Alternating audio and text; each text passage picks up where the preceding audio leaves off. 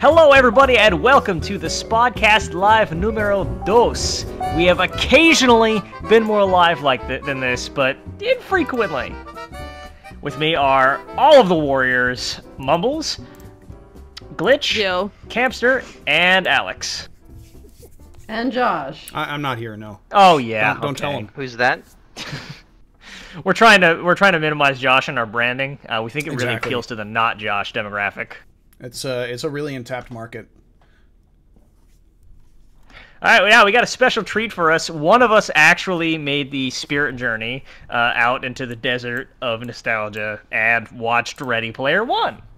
I believe also exactly one of us. Mumbles, you've seen it. Yes, I have. Are you guys ready for this? No. Oh, Are you ready I can't for wait. the slam and the jam that I'm about to put down? Virtual drum It's roll. great. It's a great What? film.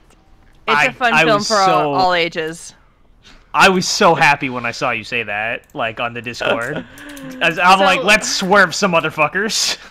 I know. And someone on Twitter was like, this is the most, like, unpopular hot take you could possibly have on Twitter. And it's true. But, like, okay, so yeah, I the believe I book is super responded creepy. with Mumbles, no. No. I feel like you respond to me on Twitter that way, like, more often than you think, by the way. Yeah. Just from my everyday, like, thoughts and retelling of Twitter things is that the happen to Mumbles me. discouragement machine. Mumbles, stop. Mumbles, no. Yeah, so the book is super problematic is the best way to put it. Like, there's a lot of just, like, icky stuff in there about women and sex and just icky stuff. Oh, I thought it was just bad. No, the actual hero's journey of the book is compelling. It's the fact that there's a lot of this, like, gross, like, buried deep nerd shit in it. Like, I've been a nerd man my whole life. I think of women a certain way. I think of other men a certain way. And it's very prevalent in the book. And if And you're a lot of curious stuff about that, like people of color too.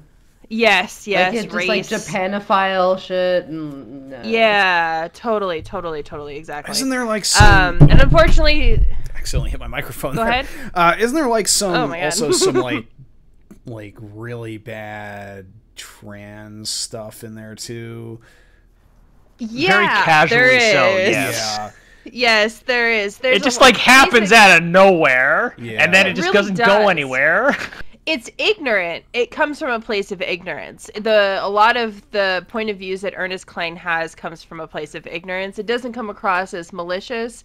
There are people who are transphobic and sexist and racist because they are very aware of, like, the things that they have against people.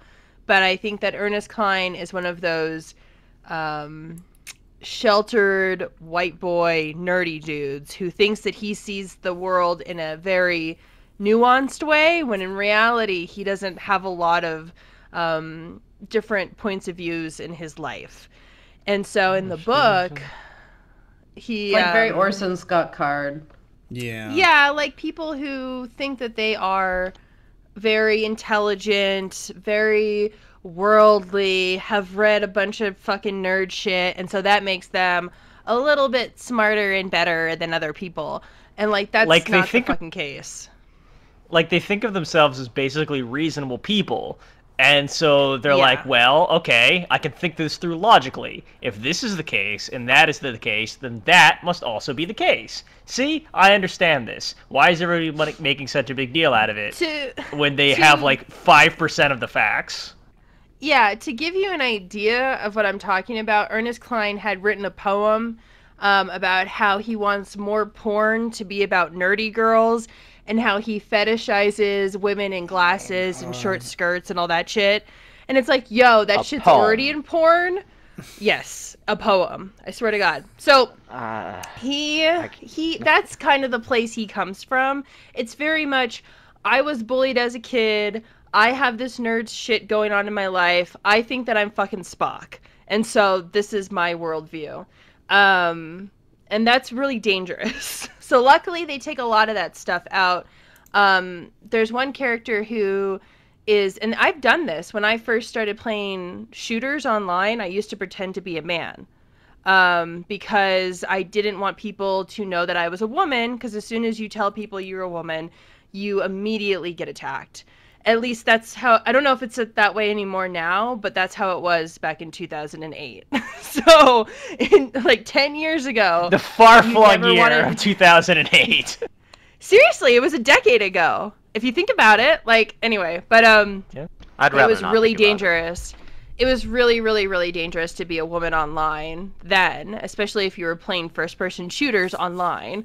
So I used to pretend to be a man, and I had like a whole different way of speaking. And actually, some of the ways that I speak now sometimes sound masculine because they're leftovers from when I was pretending to be a dude. Anyway, so there's a character who is a woman who pretends to be a man because it's more convenient. It's kind of exactly the same thing that I did. And in the book, when the main character meets her, he goes, "Are you a woman? Like, were you born with a vagina?" Like, really fucked up, shitty stuff to say to someone. Wow. In this movie, it's not there. In fact, people, when they realize that she's a woman, they're just like, "Oh, hey, you're a woman. Oh shit. Okay, cool. Let's get in the van. Let's fucking drive. We got bad guys to get." So it's really like not a big deal at all in the movie. And I think that was whoever was fucking wrangling Ernest Cline, either Spielberg or the guy who co-wrote the screenplay. It was very much like, this is not okay for a reaction. Like, you should not react this way when you find out that someone's been a woman, you know? You should be more understanding. So anyway. Yeah, that How much was he involved with the movie? Ernest He Cline. co-wrote the screenplay. yeah, that was But something I always Not wanted. the just rest- a lot. But the rest of the movie, it feels like, okay, so like when you go to a wrestling show, when you go see The fucking Rock, you want to see The Rock do all of his moves. You want the people's elbow, you want the rock bottom, you want the like, oh, what am I cooking? Yeah, absolutely. What do you think course. I'm cooking? Anyway. I'd have Oh my What am god, I please, cooking? please tell me. Please tell me the rock bottom is like a butt stomp. Please tell me. You you wish. But when you see Damn it. when you see a famous wrestler, you want to see all of their great moves. And I think that Spielberg, this was like all of his great moves. Like everything that made a Spielberg movie a Spielberg fucking movie, he put into it. And it was very intentional. It was like, hey, remember how I do this really well? Fucking check it out. Like, a lot of this stuff is very Spielbergy, and I appreciated it. I was like, cool. Thank God. Like, It's thank just God like an fucking 80 professionals here. It's just like a 40-minute sequence where the main character is being chased down a desert road by a tanker truck. Exactly. These, like, it's all of his greatest hits, like, as far as, like, the way that he films things, the way that he has the bad guy, like, the action scenes. So it feels very much like Spielberg's baby in a good way. If you don't like Spielberg movies, you're not going to like the fucking film, obviously. But if you do, then you will like it. I don't know anyone who's out there like, fuck Spielberg. All of them. All of the movies Spielberg has ever done. Fuck them. There's definitely like an evil superhero team of like serious like capital letter film critics who don't watch Yeah. Spielberg movies. So, but whatever. Anyway, so, and that's too bad for them because they don't like fun. I think Spielberg movies are fucking fun, but there's not any of the gross shit that is in the book. And instead, there are amazing, like, fight scenes, amazing race scenes, amazing just, like, just these epic battles that you would just imagine yourself having in a video game. As far as, like, character tie-ins, because there's a lot of, obviously, references to nerd shit. it's split second. I like barely saw Spike Spiegel's swordfish out of the corner of my eye. I was like, oh shit, that's his ship. And then that was it. That was all of it. And like, that's kind of how the movie operates. Like, hey, you like this shit? Cool, beans. Let's keep going. We got a story to tell. Like, and that's really positive for me that it didn't fucking dwell. So for those of you not quite liked certain, Mumbles just admitted that she knows some anime.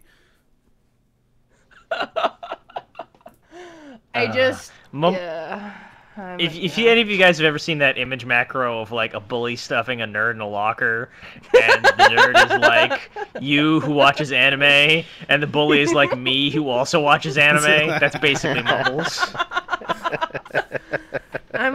I'm a jock nerd is what I am, is the best way to describe who I am, because it's like I have the mentality of a jock and I like to do jock stuff, but I fucking love nerd shit and I hate it. So anyway, you're like in like the Dungeons and Dragons movie, you're like like you've got the varsity jacket and you're like the fighter, but like you also like are in a Lord of the Rings secretly. Right, and like that's why you're in the group. Hey, dude, Black Eyes, I watch Pop Team Epic. Like, I watch deep cut anime. Like, I'm no joke. Like, yeah, obviously, fucking Cowboy Bebop is great, but I watch deep cut anime all the time. And it sucks. I hate myself for it. Okay, anyway.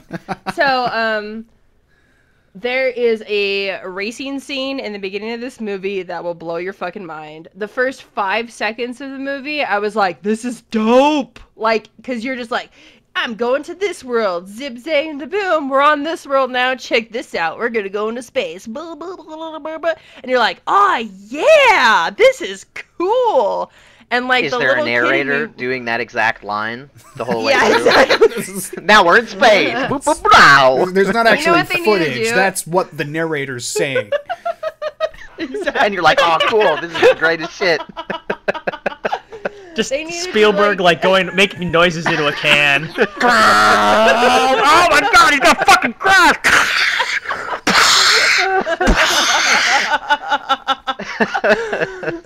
Over like nature footage. Oh my god. Anyway, he's just got like a bunch of Funko Pops. He's just throwing a bunch of Funko Pops around his desk. And then Deadpool was there. And then just like blur out Deadpool. I think Deadpool was in it, by the way. I'm kind of sure. I think it was the back of his head was Deadpool, but I don't know for sure. They have one F-bomb in this movie, and it is maybe one of the best F-bombs I've ever heard in a film. It's great. I laugh so fucking hard. Let's see. I mean, there are 2 Asian characters in the movie, and they do kind of have like an Asian stereotype to them a little bit, which made me a little uncomfortable. But I don't know. I don't know what to do about that.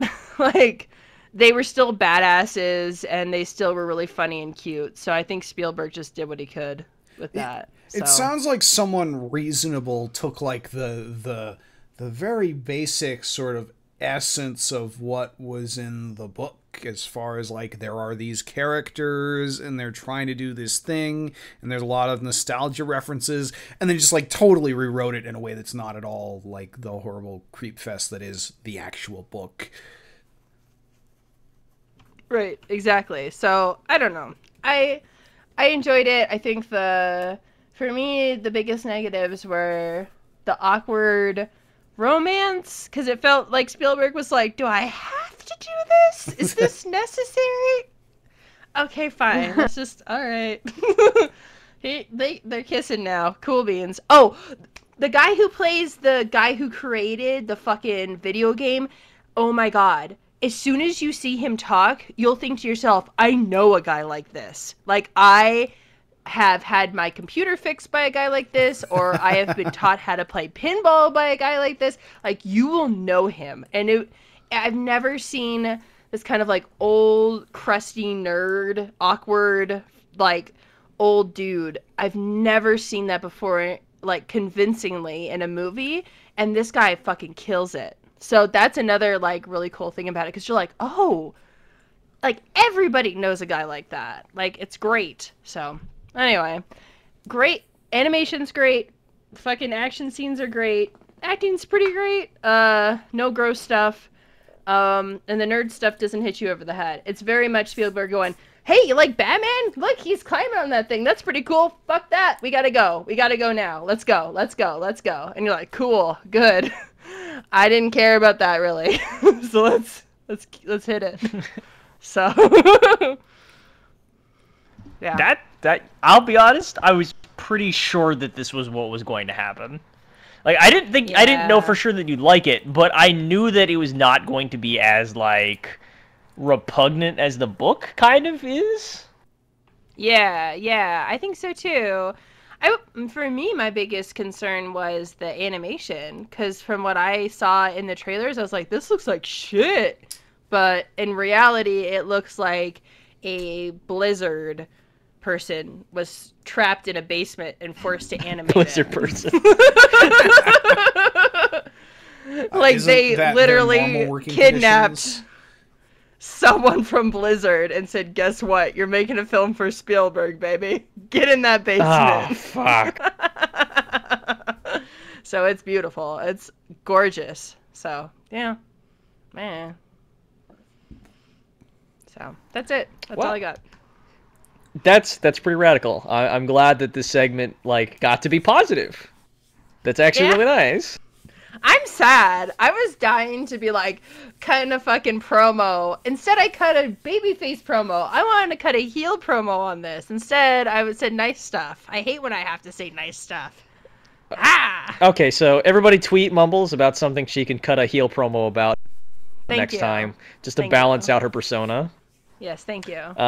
Lest she turn into John Speaking Cena. of cutting heel promo. Speaking of cutting a heel promo, Chris. Yeah.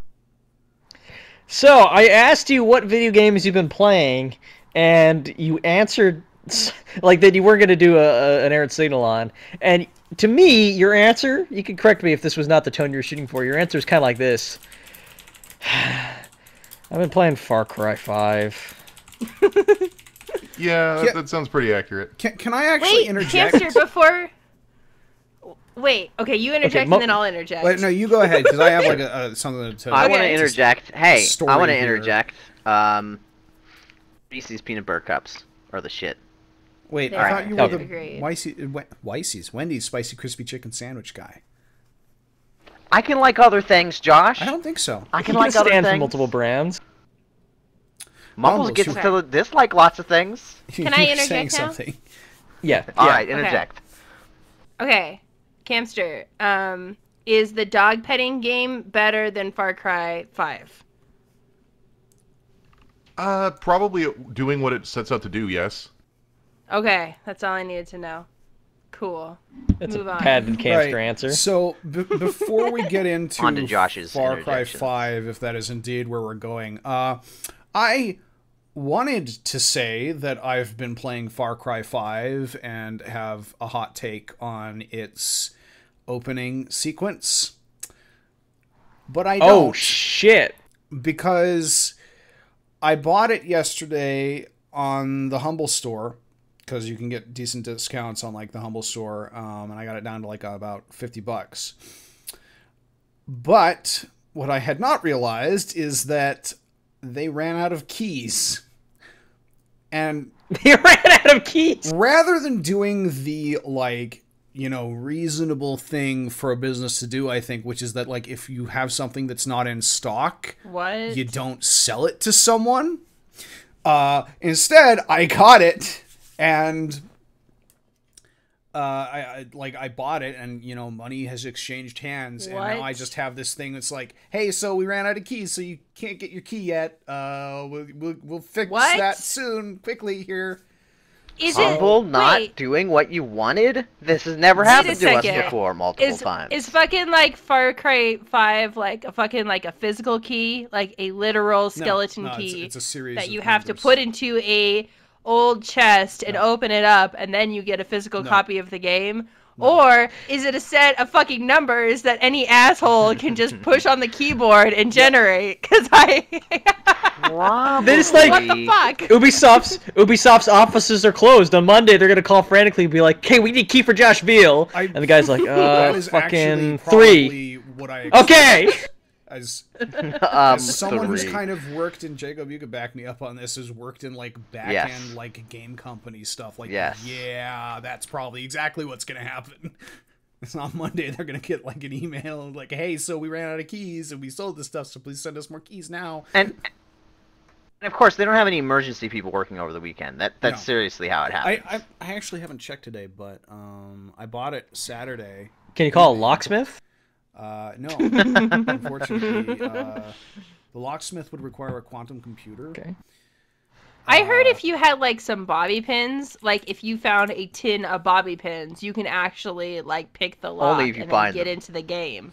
Is that true? Yeah, If you buy them, depends you're on, shit out of luck. You know, where and when you are. Sometimes the process is very different. Like sometimes you put it in and then you just kind of wiggle it around and spin it until it opens. And then other times you gotta like, you get like an X-ray view of the tumblers inside and you gotta mess that around. And Oh yeah. yeah. You know, I'm just throwing this out there. I haven't actually had any personal first-hand experience of the game, but I understand that perhaps if you could get inside the game temporarily, the game itself contains numerous breaching shotguns that fire slugs.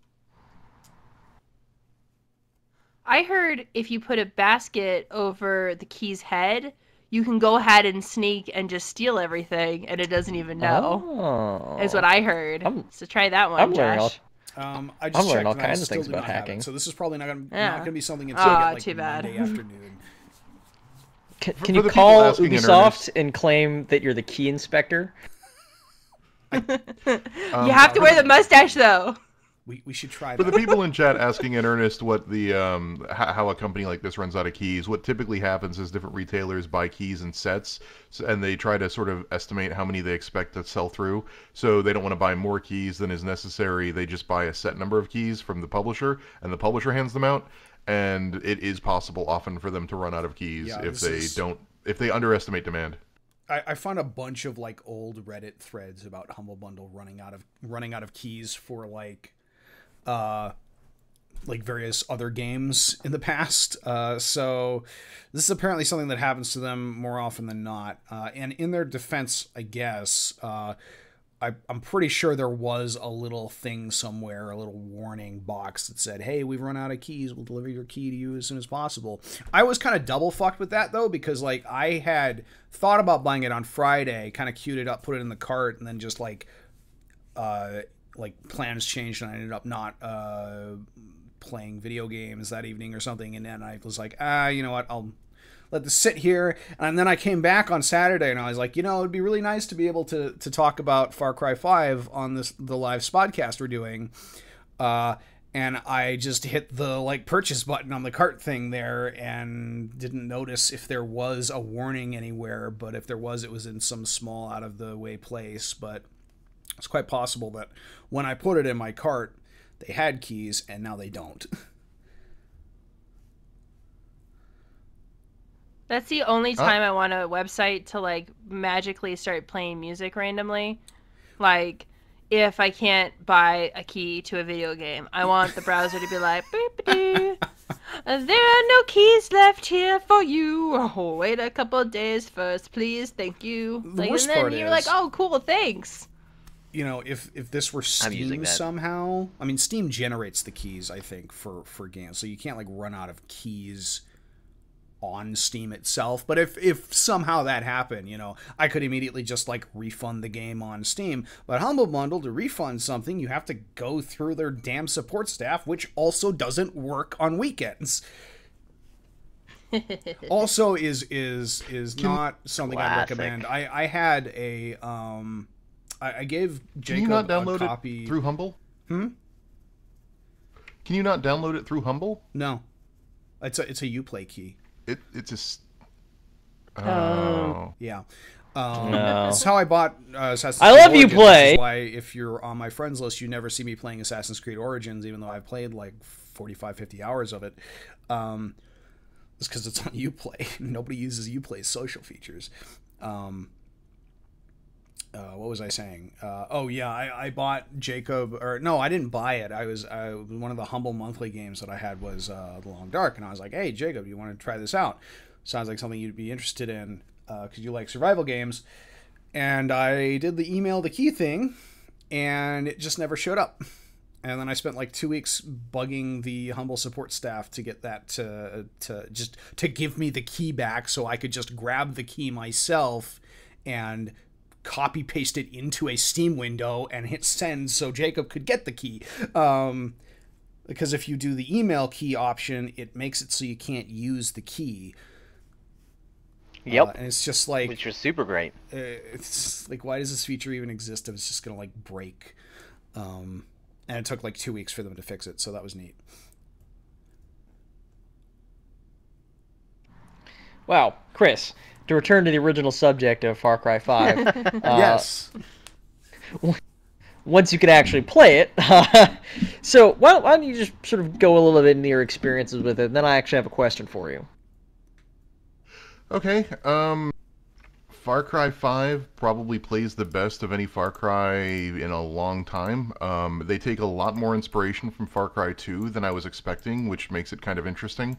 And they do so in some interesting ways. One is that the buddy system is back, and instead of having to have like a semi-static buddy like in Far Cry 2, you get to rescue different people throughout the game and get to pick them as your buddy and activate them. And there's a dog, and there's like a sniper lady, and basically you can pick people to sort of help out, and whatever gameplay style you want, there's somebody who can probably assist with that. And that's really cool, and it's also really cool because it means if you have a buddy activated and you lose all your health, you go into the don't bleed out mode or whatever, like in Borderlands, and your buddy can come and get you up. So all of that's really cool. It's a cool way to make the health system a little bit less punishing, so that if you do screw up and die, you can get picked up. But you also don't have to play with a buddy. If you want to go it alone, also totally an option. So that's cool. Also cool is the fact... is how co-op works, right? Yeah. Like, you just have another person I believe playing so. as the buddy. Cool. Yeah, and you just are both... you actually get to create a character in this game, like full-on, like... you pick a man or a woman, and then you choose your race, skin tone, and you dress them up. The dress-up options are really limited, because it's basically a variety of ye old lumberjack and country mountain man clothing, along with some other gimmick clothing, like a motorcycle bicyclist's outfit and some other stuff, an Evel Knievel outfit. But so basically think like, rural America stereotype clothing. A lot of flannel, a lot of jeans, a lot of camo. That's cool. So don't go in there thinking you're going to like make me in this game. It's not that advanced. But that's basically how you appear when you do the... Fallout 4, make Chris. Skyrim, Chris, absolutely. I mean, even a little bit is nice. I would have liked to have played anybody but the protagonist of Far Cry 3. Yeah, in this one you play as a newbie deputy, so they just all refer to you as the deputy or the newbie. They don't refer to you by name. I think your name is Hudson, like you're Deputy Hudson, but they don't give you a gender, they don't give you a race. You get to pick all that stuff, so you can be, within reason, any sort of young, fit, amazing murder deputy that you want to be. Is there like a conversation system or something where you see yourself in third person at any point, or is the cosmetic outfit stuff just like... I guess if you're doing co-op... It's for, I guess you're doing co-op. It's also you see yourself in third person when you go into last stand mode and are dying. And also you... the game has something akin to what Doom tried to do, and I think this game actually pulls it off better with the arcade, the Far Cry arcade, which is kind of a... It works better than Doom because Doom tried to pretend like it was a genuine level editor that let you build whatever out of prefab elements.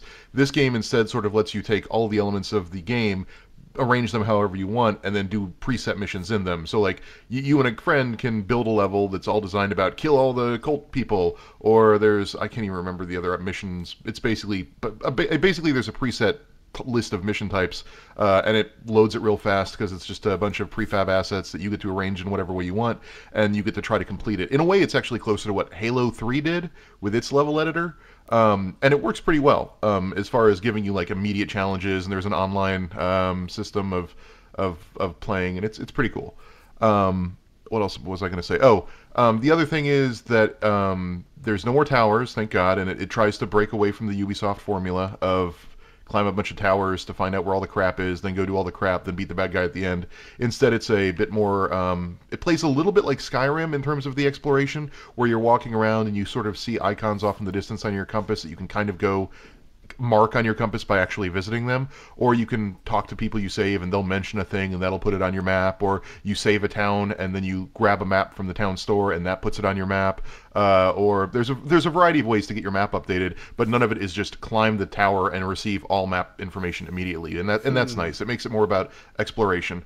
So the combat's really tight. It feels really good. It borrows a lot from Far Cry 2, maybe not so much the entropy stuff. You don't have malaria in this, and your guns don't break down. But it's also a cash economy now, which is nice. So it's no longer, there's less emphasis on crafting every damn thing, and instead it's scrounging around for cash, looting cash off of dead bodies, and trading that cash in for ammo, fancy pants clothing customization, and new weapons. And then once you have unlocked the new weapon, you can take it out of your stock whenever you go back to a base. All of this is way too much mechanical information, but basically I'm trying to say, the gameplay is pretty darn good. What is Far Cry if not its mechanics, really? Like, who remembers the story to Far Cry 3 outside of, like, there was that one villain who was cool? Me and Redstone remember it, and we hold grudges. Because of my... Yes, I have a grudge towards Far Cry 3's story, which I think was god-awful. And like, I don't mean like it's god-awful and like, oh, what plebeian trash. I mean, it's bad in a way which few things are bad for me.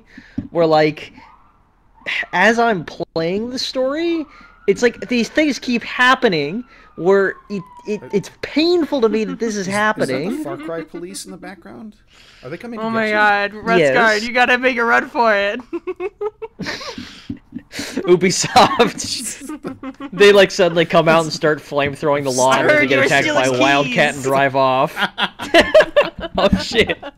I run my pirate radio channel telling people how to, like, alright, and then you press the key gently into the hot wax. Oh shit, it's the feds!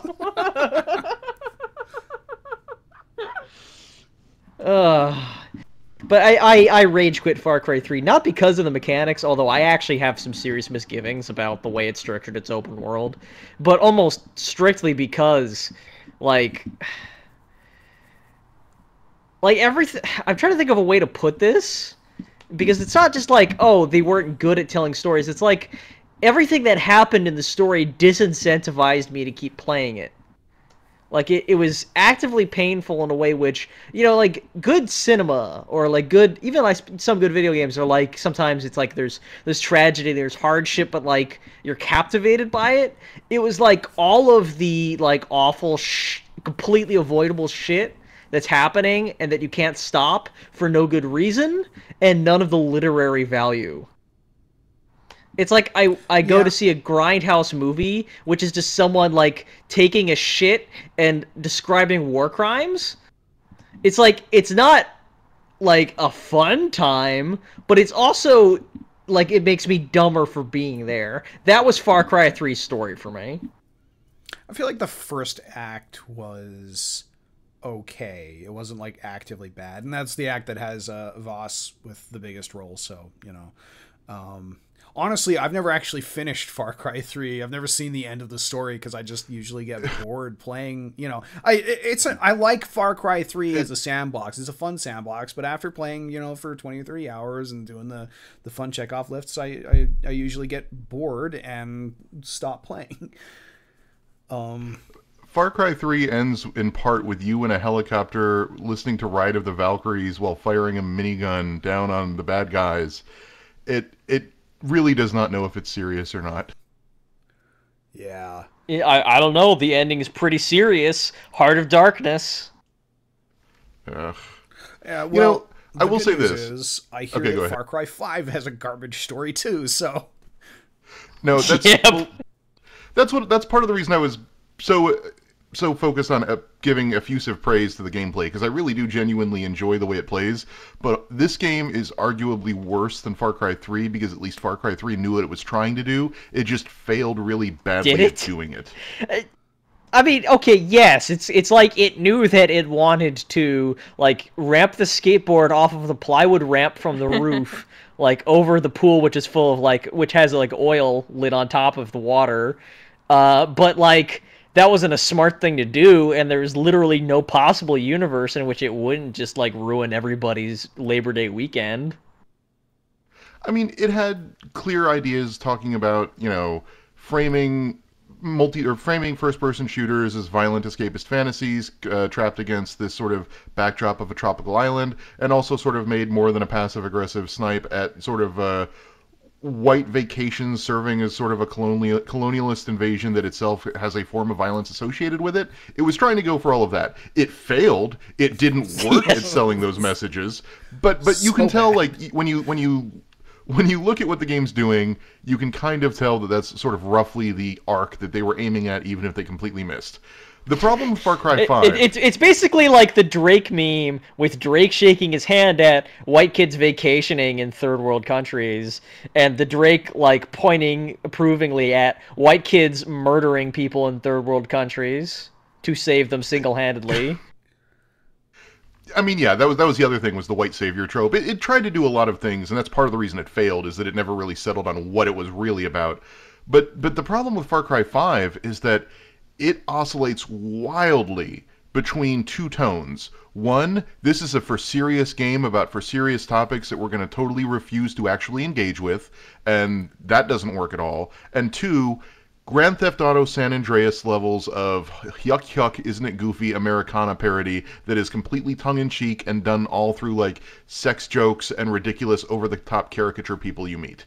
And the seeds of this have sort of been in the background of Far Cry 3 and 4, but it really comes to a head here where it just oscillates between Grand Theft Auto and a really serious attempt to tell a serious story that backs away from its own issues. Like, say what you will about GTA and its various aspects that are not so great, it does try to actually skewer Americana intentionally, whereas this game wants to sort of give the illusion that it does, while also making all the same pee-poop conspiracy jokes, but then actually not actually say anything. It doesn't actually skewer Americana, right? Like, GTA 5 punches down as often as it punches up, but it punches in all directions and does punch. Far Cry 5 doesn't punch, it just wants to, like, have crazy conspiracy guy that loves the animals, so he tells you to go kill all the animals because they're all infected with they've all been fed the mind control poison, and we've been eating the animals, and that's getting the man to control our brains, so you have to kill them, even though I love the animals.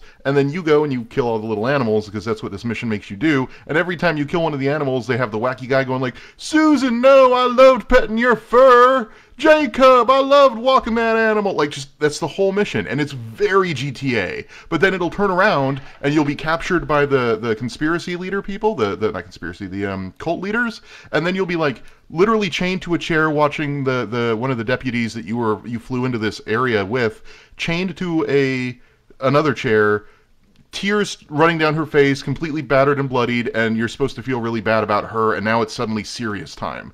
And it does not work at all. It is wildly tonally inconsistent. And all of it to say nothing. Like, you kind of tell Far Cry 3 what it wanted to say. Far Cry 5 says nothing and is tonally dissonant while doing so. And it's just it's a dumpster fire from a tone and writing perspective. That was something I kind of even sensed from the trailers, is like, the first trailer came out and I heard a bunch of people talking about it like, oh, this is a controversial thing. It's like they're gonna make some kind of commentary on the way modern politics is going, and then I looked at the trailer and it like nothing about it stood out to me as like being particularly controversial or having anything to say about like political discourse. It's a crazy cult guy.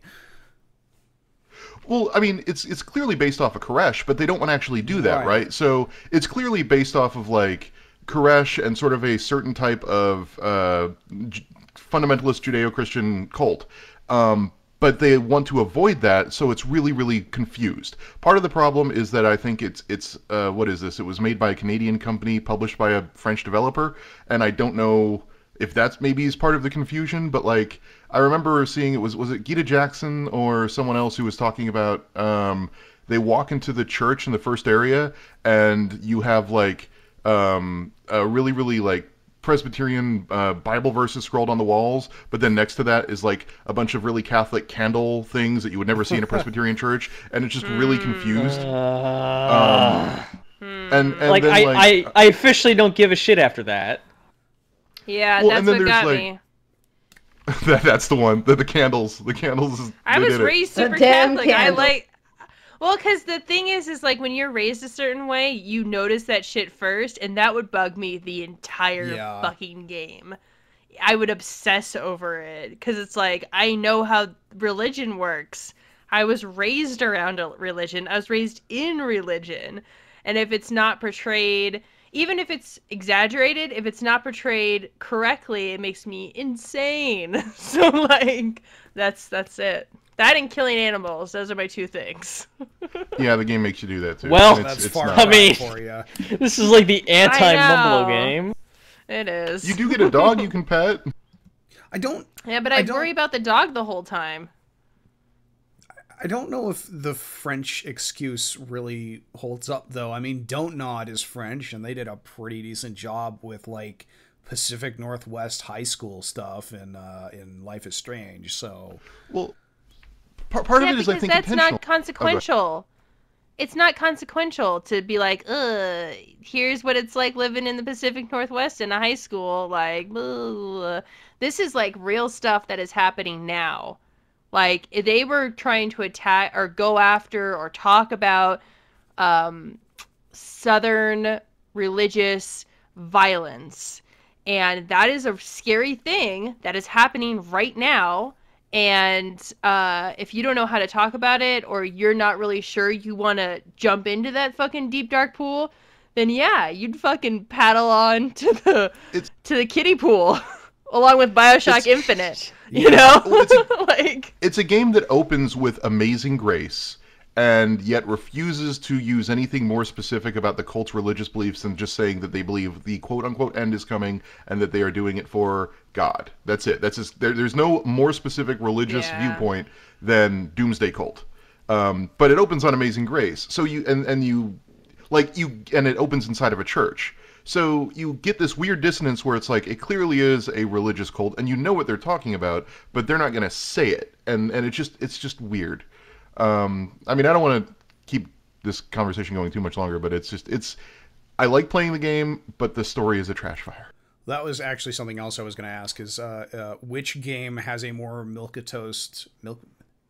What the fuck was I even doing that with it? Let's say lukewarm. Milky toast. Taste, or look at, like, Judeo-Christian imagery. Is it this game or BioShock Infinite? This is more milquetoast. BioShock Infinite is more just trying to have it both ways. Yeah. yeah, I would think- agree with that.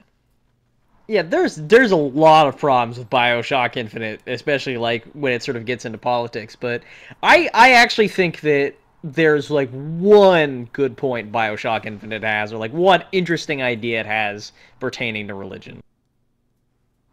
I think that they're willing to commit to it fairly centrally in their storyline. So I don't know if I would necessarily describe their relationship with religion as 100% milquetoast. No, I agree with that because I think, and I actually had been playing, I got halfway through BioShock Infinite before I was like, that's enough of that. And that's right where it goes into like the racial stuff, and then you're like, I'm less interested now. But when you first start playing BioShock Infinite, it is this American idea that we idolize these forefathers and think of them as religious figures.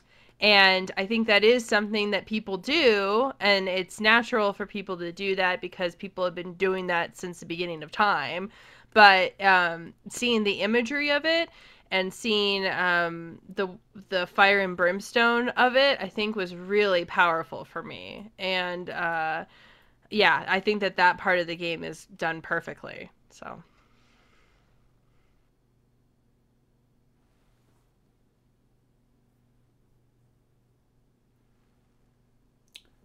Did I lag out?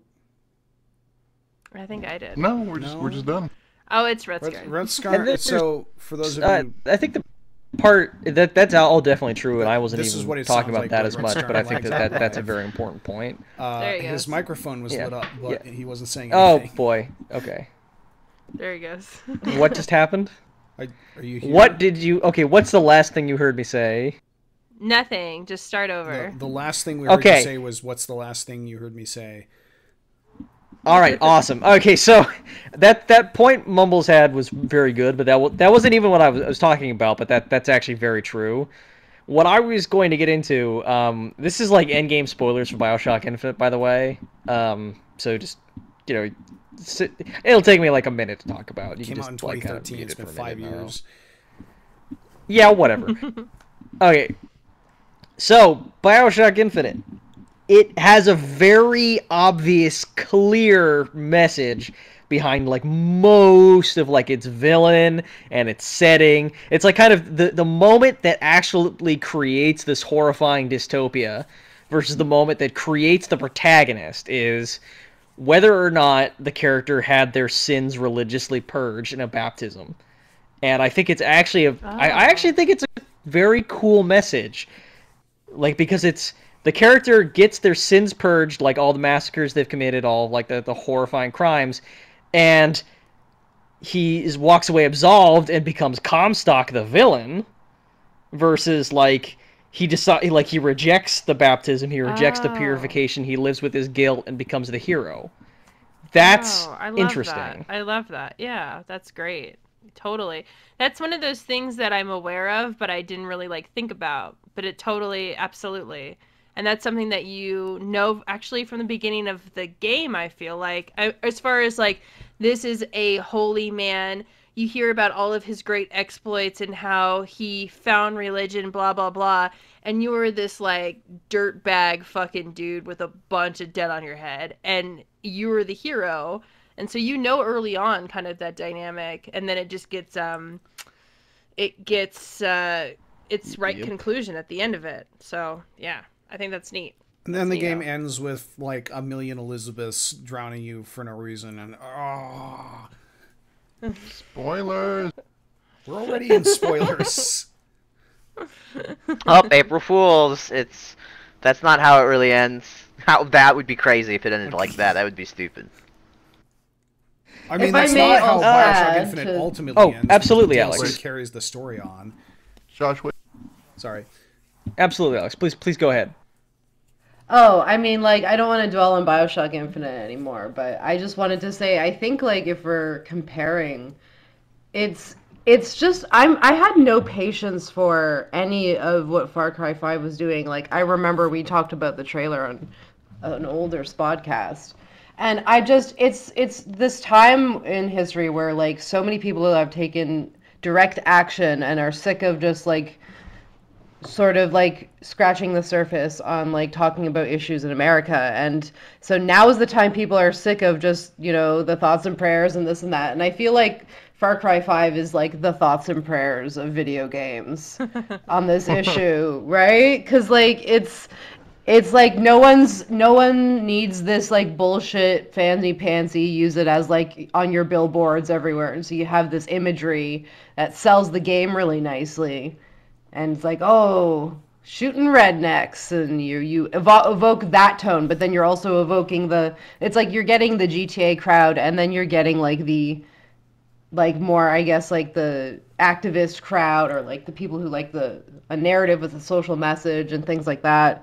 And it's like you're trying to appeal to all these people, and it's so annoying that this is happening when there's so much room for actually putting out a message in a game today. And who else can do that but like big studios? Well, like at least to get the reach. Indie games have been doing it, but the big studios can really get something out there.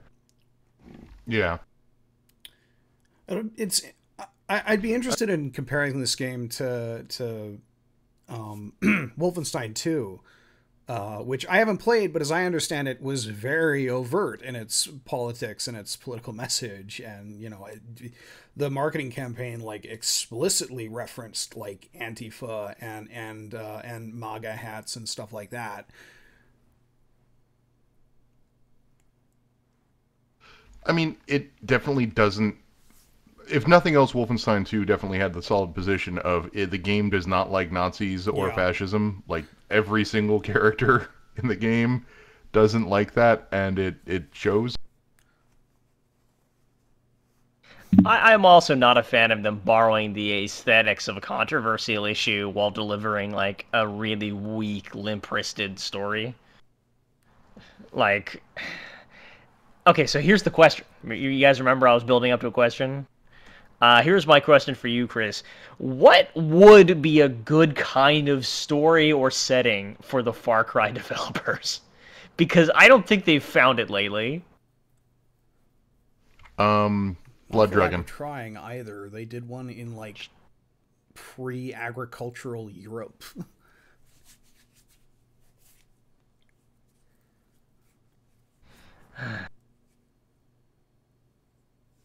But yeah, Blood Dragon, I think, worked the best. Because it let them have their fun and their stupid and their emergent gameplay, and it was kind of awesome, and also terrible, but fun terrible. So yeah, I they should make Borderlands? give Ubisoft Borderlands? No, because... You just Blood Dragon you take, like, eras that are easy. Like, sorry, the 80s are fucking easy. It's easy to talk about the 80s now, because it's, 30 years ago? Why don't they do, like, a fucking, like, steampunk, 1880s, England. Oh, no, Jack the Ripper's here. Gotta go get him. It's the one thing go anyone kill some remembers rats. from Victorian England. If you want my honest opinion, it's that Far Cry is sort of a very weird franchise. It is a franchise that started as a thing that just sold the Cry engine before Crysis, and then it sort of got spun off from that engine and became its own thing with Far Cry 2.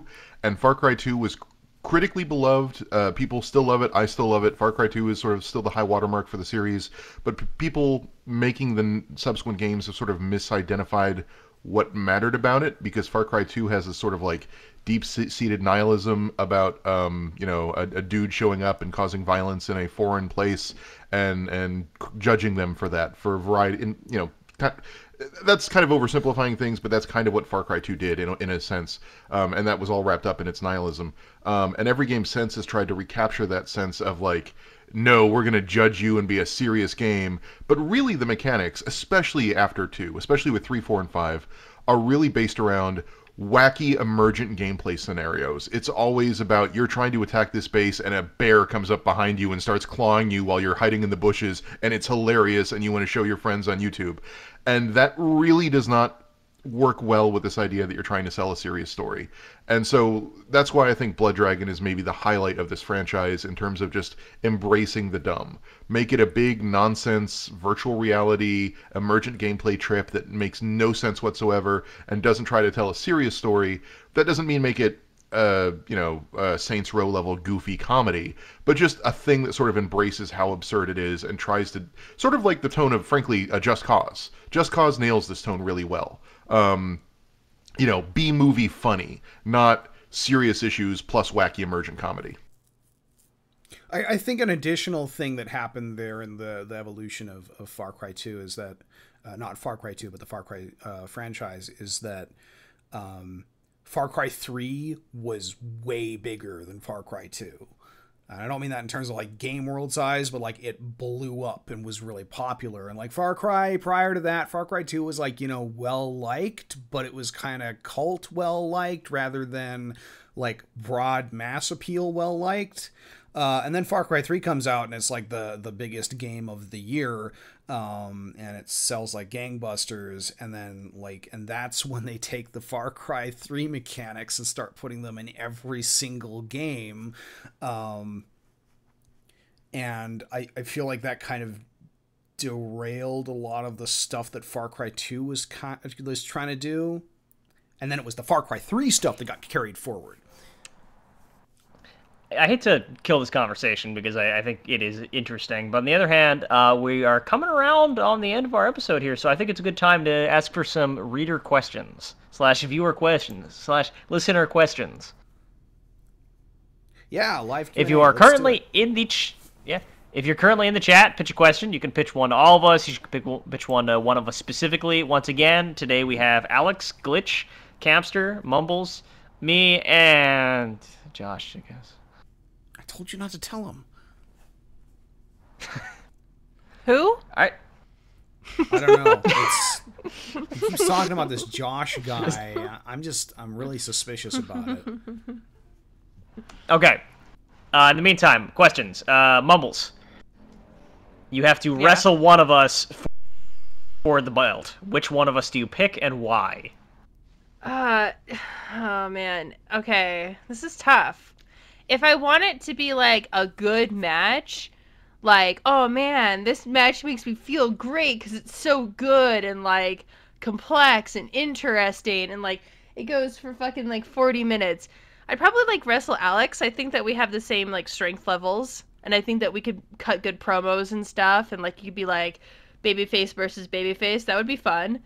But if I wanted to win the belt and I didn't care, if I didn't care about the match, I just wanted the fucking belt, I would rip you in fucking pieces, Rutskarn. You'd be fucking dead. You would not see it coming. You'd be like, oh, I'm ready for my wrestling match. I got my boots on. And I'd be like, elbow drop, body slam, suplex. You'd be like, please stop.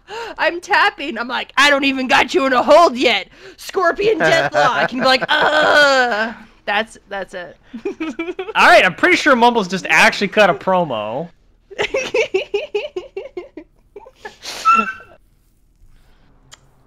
So, let's see what else we got here. Okay, so we have a question from Jimmy McAwesome. Yes, I'm skipping the question that Glitch submitted to the chat, asking me to compliment him. Please. All right. Jimmy McAwesome asks, Ruts, do you have any thoughts on the Star Wars RPG from Fantasy Flight? That's a really good question. No, I haven't played it. So. This isn't the miniatures, is it? Boo. Boo. No, he's talking about... I'm almost certain he's talking about Edge of the Empire, although there's like multiple different like Fantasy Flight Star Wars products for like various kinds of games, but Edge of the Empire was the RPG that really kind of brought them onto the scene. It has a novel resolution mechanic where I think it's... One thing that's cool about it, as I understand it, is that it's not like based on simulationist mechanics like a lot of previous Star Wars games were. Like even like the D20 like and Star Wars like Legends games. Basically they're trying to adapt like Dungeons and Dragons style games to a system so that you can just play Dungeons and Dragons with Jedi or whatever. Star Wars like Edge of the Empire tries to feel like a movie and like the way it like the complications arise and like the way sort of you deal with problems. Like you roll dice and like sort of successes come up and complications come up and it's like kind of more about having a cool Star Wars story than necessarily like having a having a skill challenge and like a character build optimization challenge within a Star Wars milieu. And I think that's really how the game has to be. I like it much better that way. I've actually been playing one of those recently with some friends, and I find it far better than classic like Pathfinder. I find it to be much more interesting than, oh, you failed this roll, you get a D20, you horribly failed this roll, well, there goes your game. I don't know. I like it a lot more personally. Now, moving into the next question here. All right, Campster, this is from Flail. Hi, Flail. Campster, do you want to play Far Cry 5 co-op? Also, what do you think about the ending, without spoiling it for those who haven't seen it? I happen to know that Flail, she's not a fan of the ending of this game. So, Chris. For part one, maybe eventually. I'm not real big onto the co-op. I think I did it with George for Far Cry 4 briefly, and it just... I play the game stealth, and having two people just makes you that much more likely to get seen. And so I don't even tend to run with a buddy, except once in a while, because I like Boomer, Buster, the dog. I like the dog, but I don't usually even run with an AI companion. So maybe sometime. The other thing is regarding the ending. Not going to spoil anything, but I will say it makes the mistake, I think, of again in taking too much from Far Cry 2's nihilism. I don't like the ending either of them. all three of them, however many there are. There's multiple, and they're all bad. It's a bad attempt to sort of wrap things back around to that Far Cry 2 nihilism, and it sucks. It's bad. Okay. No new questions as of yet, but Black Eyes does have a good idea regarding Mumbles having a finishing move where she turns into 100 crows. I'm down with that. Or is that just what happens after you win the second? How do you know I don't already do that? How do you know that's not already a thing I do? How do you know that Mumbles is not actually a swarm of 100 crows pretending to be a human? Right now.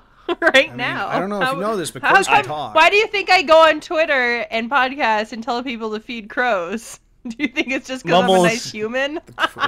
You know, has anyone ever seen Mumbles and 100 crows in the same room at the same time? I'm just saying. Exactly. Well, that seems to be all the questions we have for now. But Josh, actually, I seem to recall that we had a couple mailbag questions. Yeah, didn't we? and then they got lost in the bustle of figuring out that At the I bottom had of to the press bag. 3 buttons to turn on the damn YouTube stream. Let's see here. Oh boy.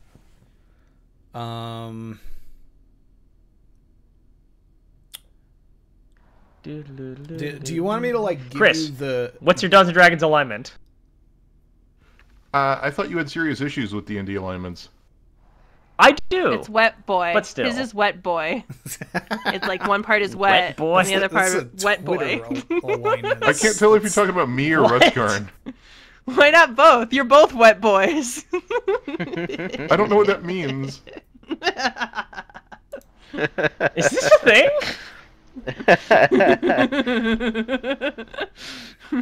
It is now.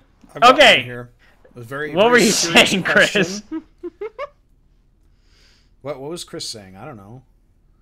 I have no answer. Go ahead, Josh. Okay. So this is a very serious question. Its title is Boning Mass Effect Aliens. This is from... Okay, Turians. Next question. actually brought up. Dear Citadel Council, if I think Garrus is hot, how much of a furry does that make me? Which of the alien races count as basically anthropomorphic animals, and which count as essentially humans wearing cat ears on their head? Love, Shepard. I think there's a I'm serious out. problem here, which is that we don't necessarily have like a representative of the furry community within our cast. It's true. I don't know if any of us are qualified for this. Listen, the Shark Prince from Zelda, he's a shark man. I love him. I want him to be my boyfriend. Does that make me a furry? Probably. I don't care. Do you think I care? If people call me a furry because I like Turians? Are you out of your mind? I don't care. Do any I of don't us care at all. if people think that we're furry? I mean, furries are cool. Like, No, I don't give a shit. Like, there's this old I sort of don't even like, think any of the Mass Effect aliens look like animals. Yeah. Yeah. What There is that animal does a also. Turian Like, I look don't- like? Well, it's a bird. I mean, like, Turians are based on birds, so... Is it? Yeah. I thought they were like cat face. No, they're Yeah, I aliens. see a kitty cat face. A little bit. Anyway, final response to the question: jury's out, or furries out, I guess. Scaly. Next question. This Birds. question is really long. Here we go. Dear Spodcast, at the start of the last generation and for quite a while afterwards, there was a big trend in gaming for brown, gray, and otherwise muted colors and desaturated graphics. Was that the result of a technical limitation or just a popular trend? At the end of the generation, and in this, you have tons of games with brilliant colors. Compare Metal Gear Solid 4 to Metal Gear Solid 5 or Fallout 3 to Fallout 4. Love, Christopher. So the question there is, like, was that a style thing or a limitation of graphics? And it was a style thing. Like, I'm almost aware of always- no graphical limitation that would behoove them to make brown Right. and gray games. That's I don't know if that's a thing where like your processor just can't handle enough colors, or if that has been a thing in the last generation. No, I mean, No, that it's would be because brown and monitor gray stuff. games were cool. Yeah. No, it was cool. When Yeah. these games came out, you weren't supposed to make colorful games because And those it- are for babies. It was from that same It was era the era of- like, you know, Tim Burton, or not Tim Burton, I don't remember the Batman movies that were happening that time. Christopher Dark Knight, Nolan. Christopher Nolan. I don't know why I wanted to say Tim Burton, because that's obviously not the person doing those Batman movies. It was the era. Batman films. It was the era where you would put on your Monster Energy drink cap and your sleeveless tank, and fix your wallet to a chain on your shorts with black and gray pinstripes, and you would walk down to the EB Games, and you would buy yourself a first-person shooter, annualized, and you would get in it, and you would say the most ungodly shit, pretty much constantly, into a microphone in between bites of your Carl's Jr. hamburger. That was the era. Yeah. We're past it. Thank Christ. I feel like we've been past it for a long time. I'm really glad because Like, glad because I those hats never fit me properly. Your head too big. Yeah, my head too big.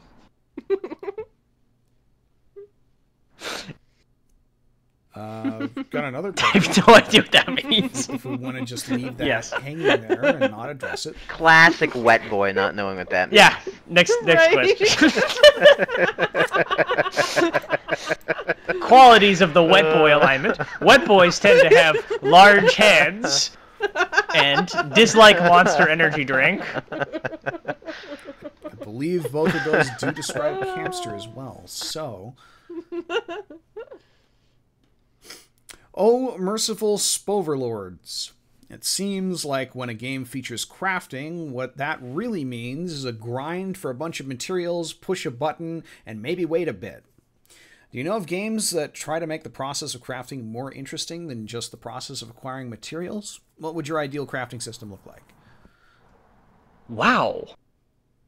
Oh, this is That's an interesting question. You know what? That's a really good point. Like, when you make Well, I don't something... like crafting in any game. I just would I don't rather not either. craft. I just want I the don't either. items there. I want my table just to show up. But, like, failing at that, if I'm gonna make a table, I want it to feel like I'm making a table. Like, there's all these, like, dopamine, like, endorphin, like, loops that happen when you make something like a table with your hand that is, like, the whole reason humans craft shit. Like, we make things, yes, because they're practical, but, like, in a large part, we make stuff because it's satisfying.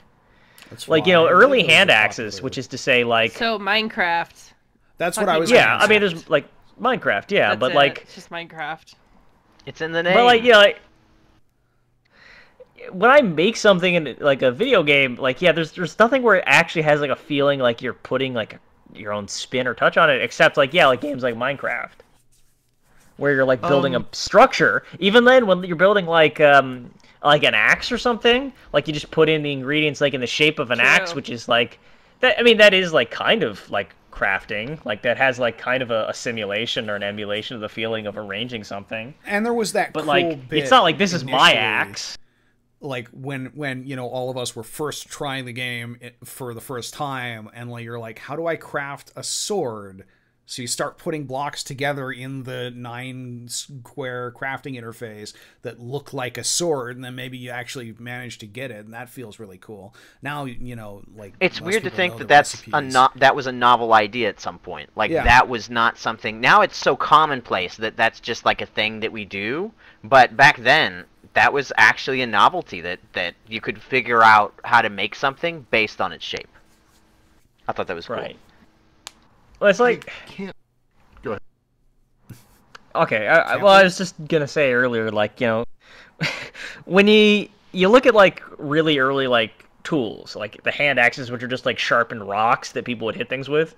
Like, there's one of them where people found it, and they noticed that there's, like, this notch on the other side of it, which doesn't necessarily have, like, a practical application in chopping things. It just makes it fit better in that specific person who made its hand. And this is, like, not, like, a Homo sapiens, I don't think. Like, this is, like, really early in our development as a species. And it's weird how, like, this is such a big part of how we make things, and this is such a small part of how crafting works in video games.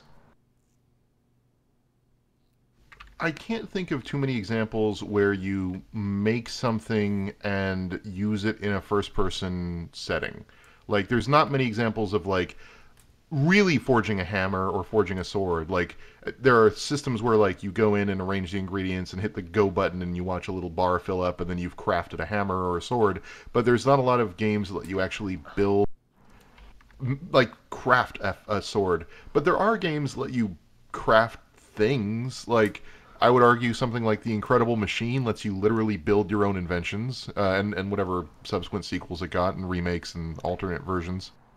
Even something shit. like Polybridge or Fallout Roller 4, Coaster you Tycoon. can make your own fucking like trash mansions, which is so fun. It Yeah, is so that is fun. fun. I have a trash mansion that goes like 3 stories high, and it's got all this different stuff. And each room has specific stuff in it, and it's like the best trash mansion anyone's ever built. It's literally I the just love only my thing I hand. cared about in Fallout 4 was the crafting. Yeah. And I didn't add any mods to the game other than stuff that improved the crafting and added more stuff. Got Yes, rid of the dam and, exactly. like, settlement limit. It's sad. Yep. It's sad that you need to download a bunch of mods. If it's even possible to do this, like got just far enough to determine that it wasn't, to just like jump in. I wanted to create a character who just like ran like a general store, like out in the middle of the wasteland or something. That's exactly what I wanted. I tried to do that, and the worst part is I tried to make a character, and the whole concept of this character was he was going to go into Fallout, and he was not going to have any combat whatsoever, and he was just going to be a shopkeep. He's going to make a town where he is the person who sells stuff, and all of his money was going to come from that. And fuck Fallout 4, because it forces you to not only fight to level up, but there's like these level up restrictions that make it so that you can't take certain things Yes. until you're level like 12, and you can't get traders in your town until you go and do that quest, which requires you to fight people. And it was excruciating. Dude. I was so frustrated with all of that. The only game I've ever been able to play, I had to be a traveling merchant, but the only game I've been able to do it properly was Oblivion. That's the only game that I found where I can, like, I'm a traveling merchant. Everything's above the board. I don't steal shit, and I don't go into dungeons. Oblivion was the only one that I could do that in a satisfying way. Mountain Blade did a pretty decent job with it. Just about to say that. Damn. I was like, now that I think about it, you can do that in Mountain Blade. Although Thanks you'll for your probably get attacked by contribution, bandits. Ruts. I think that was a really good thing to point out. Yeah, well, no, you have to make the decision really early. Do you carry around a bunch of caravan guards who can fight bandits, or do you like just go lonesome and try to run around them? I just try to run around them. And there's always the question of, like, am I going to make it to that town in time, or should I jettison, like, my 50 crates of salt? And there's Elite Dangerous, I guess you could do that. Okay, but here's an actual thing. Chris, you said there's not a game where you actually, like, make something. And I thought, oh, shit, you know what game totally lets you forge a sword and has, like, mechanics for, like, arranging the components and, like, actually forging it in the game world? No. Goddamn Dark Messiah of Might and Magic. Okay. Wait, that game had that Like in that it? game where you kick people. Yeah, Yeah, well, it's not like a big mechanic, but yeah, you can find like ingots in some areas, and there'll be areas where like you can put the ingot like in some fire, and it's not realistic, like in the sense of it actually matches up to how you really make a sword as opposed to how you make one in a fantasy movie. But like, yeah, you like run the ingot into a mold, like, and heat it, and you like pump bellows, and you hammer it, like, and you cool it, and you put it in a hilt, and you get a sword made out of that material. All that being What said, a random game to actually have this. That game had a lot of weird, feels- crazy ideas. it feels to me like crafting in games is almost always something that I don't want to do, even if the system is something that I enjoy. Like, I didn't hate Skyrim's. I know it wasn't the most complicated or anything, but I didn't hate it. But I also didn't want to do it. And there's lots of RPGs that make me do it, and it almost feels to me like it would be better to have an entirely separate game. Like, I still don't necessarily want that experience of crafting a sword that I make myself and I can be really creative with it in a game that I just want to go fight dudes, you know? Yeah, but luckily Skyrim, like, especially the final epic 2000 whatever version, it lets you basically never have to craft a fucking thing, including your home stuff. Because once you, even with the Hearthstone DLC, you can just show up and then have your buddy, your person, bodyguard, whatever, and be like, hey, fucking build me alchemy layer, put all the shit in it, thanks, bye. And you just go back to killing people, which is my favorite thing to do in Skyrim. I was really disappointed with that DLC. I was fine with it. Especially in retrospect, because it's clear they wanted boring. to do the, like, they wanted to have it like what they ultimately did in Fallout 4. Yeah, exactly. It was clearly like a beta version of the Fallout 4 stuff that they wanted to do. Plus, I was using a lighting mod, and it didn't work inside my house. So the inside of my house was just like pitch black. Oh, well, the lighting in fucking Skyrim is like literally the worst thing about the game. That and Fallout 4, like the worst. The whole game is just like weird and gray and cold and unpleasant, but not in a way that actually feels weird and gray and cold and unpleasant. In Skyrim, one time I walked into this lady's house, and she was literally maybe like 6 feet away from me, and I just crouched, and all of a sudden she couldn't see me anymore. It was fucking wild. And it's because of the lighting. Well, I guess that's about all we have time for. I gotta get my dog a walk and feed it its medicine. Yep, that was a Spodcast. So... It was. Hey, remember when we came up with that name and everyone loved it and it stuck? Yeah. I just love that. When one of us in particular came up I'm with glad that we name, all we did agreed on not regret something. it. Yeah. It was a good name. It was. I don't regret it. I wish I could remember who came up with that name so I could thank them. Yeah, I don't know. It's initially lost to time, that one. Yep. It was clearly a wet boy. Tune in next time! Yes. Play us out. It's already happened. I like the idea that Josh doesn't play it. Well, you guys should probably stop talking here so we can have like the video stuff pop up at the end with the links and previews and shit. Oh, click on Josh's face. God damn it. My face is probably up. Bye, guys. Alright, great podcast, guys. That was actually No, really we're not good. done. The podcast I just isn't go walk ended. the dog now. God damn it. What?